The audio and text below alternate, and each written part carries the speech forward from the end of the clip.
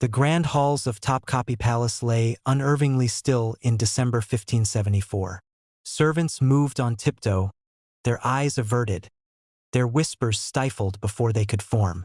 In the imperial bedchamber, behind veils of silk and the scent of rosewater, the most powerful man in the Ottoman Empire lay dead. Sultan Selim II, conqueror of Cyprus, son of Suleiman the Magnificent, had breathed his last after slipping on a wet bathhouse floor and striking his head. But outside those walls, no one knew. For 12 days, the empire continued to function under the illusion that its sultan was alive, all because one woman, Nurbanu Sultan, willed it so. Why did a wife hide her husband's death in an empire that thrived on absolute rule? The answer is a saga of cunning, survival, and a mother's desperate gamble to reshape the fate of a dynasty. To understand Nurbanu's extraordinary decision, we have to travel back to her improbable beginnings. She was born Cecilia Venier Baffo, a noblewoman of the Venetian Republic, allegedly the illegitimate daughter of a duke. Captured at sea by Ottoman corsairs around the age of 12, she was whisked to Constantinople and sold into the imperial harem. It was a terrifying pivot from privilege to captivity, but the young Cecilia possessed a brilliant mind and an iron will. She converted to Islam, took the name Nurbanu, meaning Lady of Light, and swiftly climbed the ranks.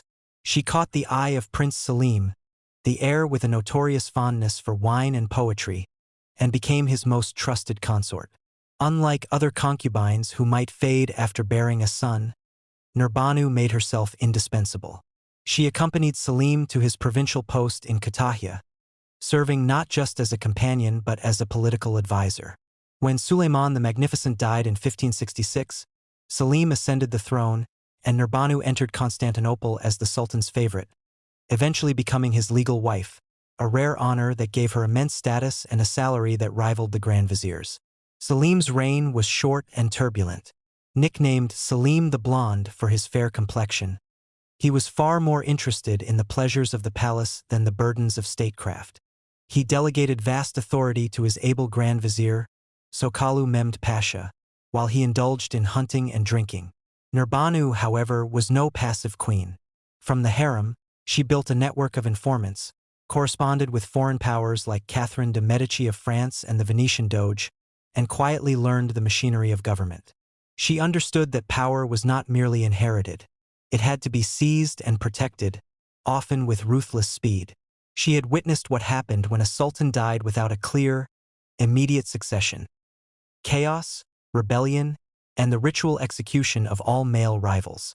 The law of fratricide, codified by Mehmed the Conqueror, stated that to prevent civil war, a new sultan should execute all his brothers.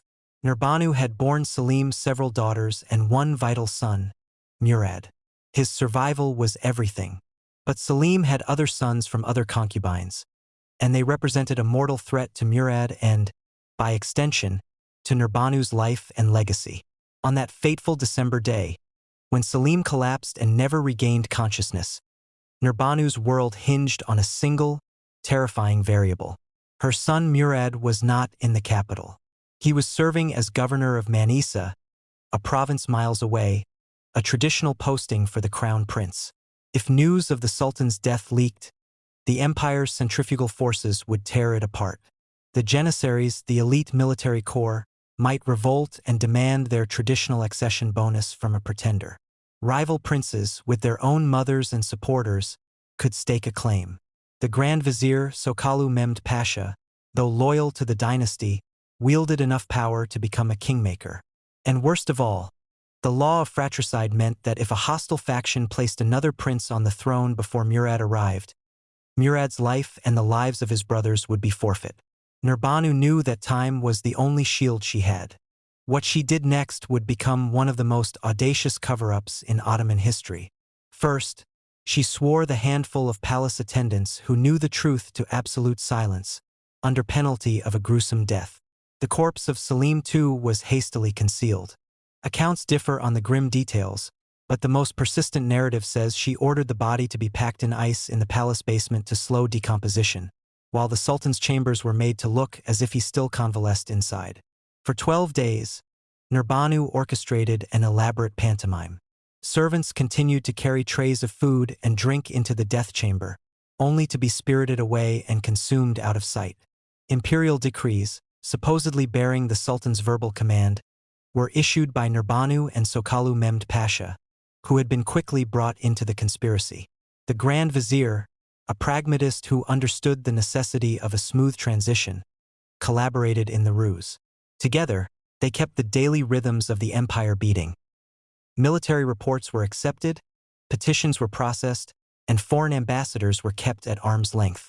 The most chilling detail, passed down through chroniclers, describes how a servant was ordered to enter the sealed room and rustle the Sultan's sheets and garments, so that any eavesdropper would hear the sounds of a living man. If a clerk needed a document signed, a forgery appeared with Selim's elaborate tugra, his imperial cipher. All the while, Nurbanu dispatched a secret, trusted courier on the fastest horse towards Manisa. The message was not a letter that could be intercepted and read. It was a coded verbal plea. Your father is dead. Come now, trust no one, ride for the throne. Murad, receiving the chilling news, understood the peril immediately. He left Manisa under cover of a routine patrol, galloping through the winter roads, changing horses at way stations, his heart pounding with the knowledge that every hour might be his last chance. Back in Istanbul, the strain of the charade grew unbearable. The Janissaries, sensing something amiss, grew restless. The silence from the Sultan's private quarters became deafening. Nurbanu, with nerves of steel, dispatched gold and promises, buying the loyalty of key commanders.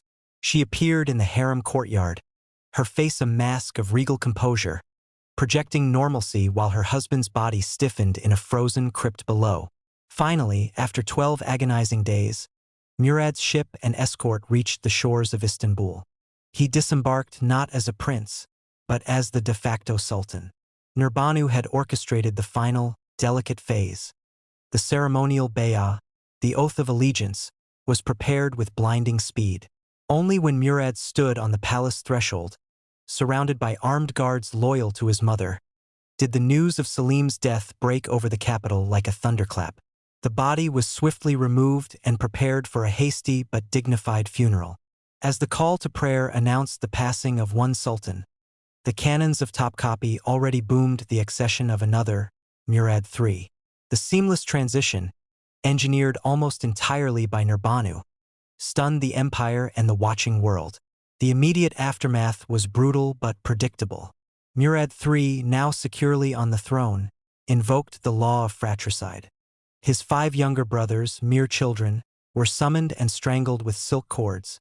Their funerals held the same day as their fathers. It was a horror that Nurbanu had both anticipated and, by her scheme, enabled. Her son was safe.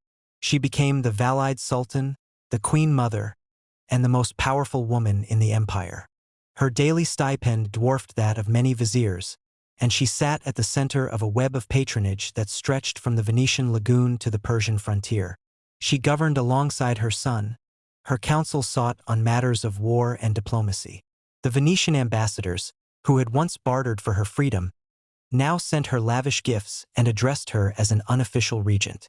She had not just hidden a death, she had forged a throne.